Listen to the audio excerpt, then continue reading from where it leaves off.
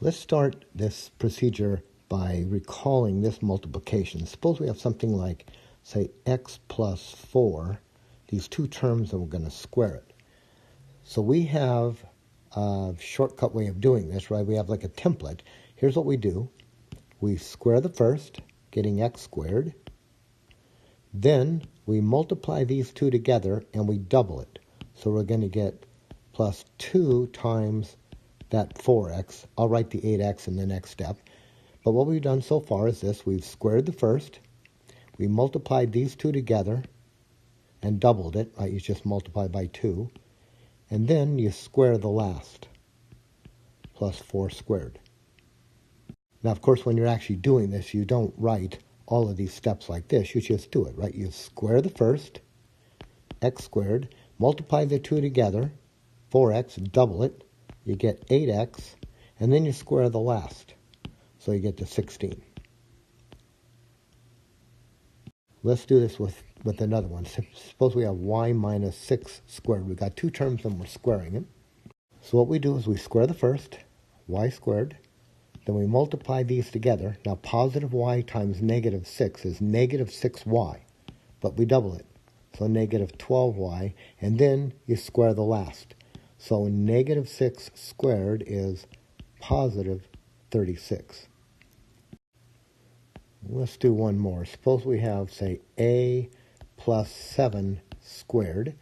We're going to square the first, getting a squared, multiply these two together, and double it. Multiply them together, you get 7a. You double it, you get 14a. And then you square the last. 7 squared is 49. Now, there is a name for trinomials like this. These three trinomials, there's a name for these. These are called perfect square trinomials. They're called perfect square trinomials because, first of all, they're three terms, so they're trinomials, but they're perfect squares because they come from, right, each one of these trinomials come from squaring these two terms. So if this is a perfect square, it comes from squaring something. This one comes from squaring this. This one comes from squaring this. So what we're going to do is this. We're going to do something like this. So here's an example. Suppose we have this so far, x squared plus 8x.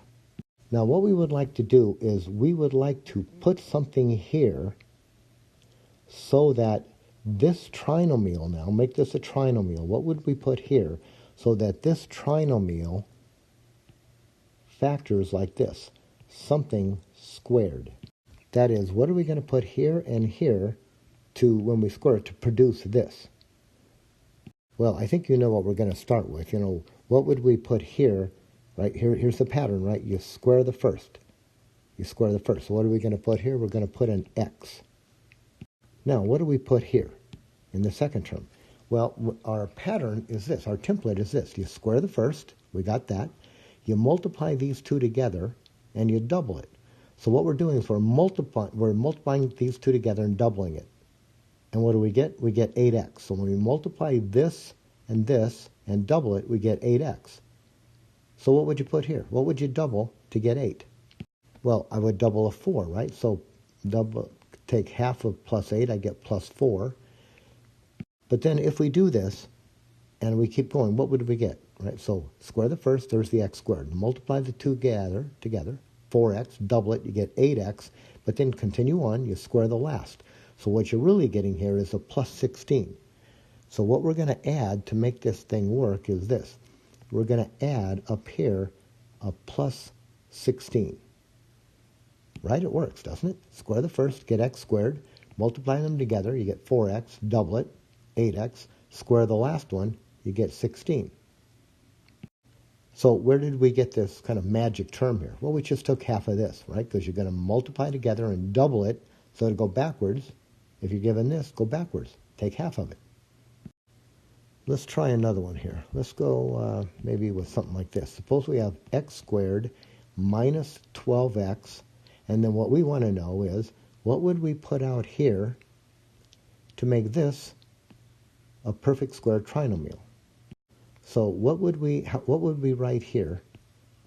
Something squared in order to get this. And what would it look like? Well, we do know this, that whatever we know the pattern here, right? What are you going to do? Whatever we put here, we square it. So that's going to be an x, right? Square the first, we get x squared. So we would put an x here. And then our question is, what do we put here to generate this? What do we put here to generate this? Well, whatever we put here, we multiply these together and double it. That gives us negative 12x. So if I double something, I get negative 12x. So what did I double? I doubled negative 6x. So what we're going to put here is negative 6, right? Half of that number. So this is going to be negative 6. Now, if we continue on here, what's going to happen if we actually did this? What do? You square the first, getting x squared. Multiply these together. Positive times negative is negative 6x. But you double it, negative 12x. But then you have to keep going. So then you square the last, right, by the pattern. Square the first, multiply these two together, double it, and square the last. You square the last, you get plus 36. So kind of if we had to add a number here, we'd have to add 36. Then this trinomial would factor like this one. So let's try this. What if we have y minus, say, 20y? What are we going to put out here so that this trinomial, this is a y squared, so that this trinomial factors as two terms squared? So we know the pattern, right? The pattern goes square the first. So what do we square to get y squared? We square y. Then we multiply these two together and double it. Now if we do that, we get negative 20y. So what do you double to get negative 20? Well, take half of it. We get negative 10. Right now that works, right? Y squared. Multiply these together, you get negative 10y, but double it, you get negative 20y. But if we actually keep on going, we're going to get negative 10 squared, right? You square the last. So negative 10 squared is 100. So that's going to give us up here plus 100. So this trinomial would factor like this one.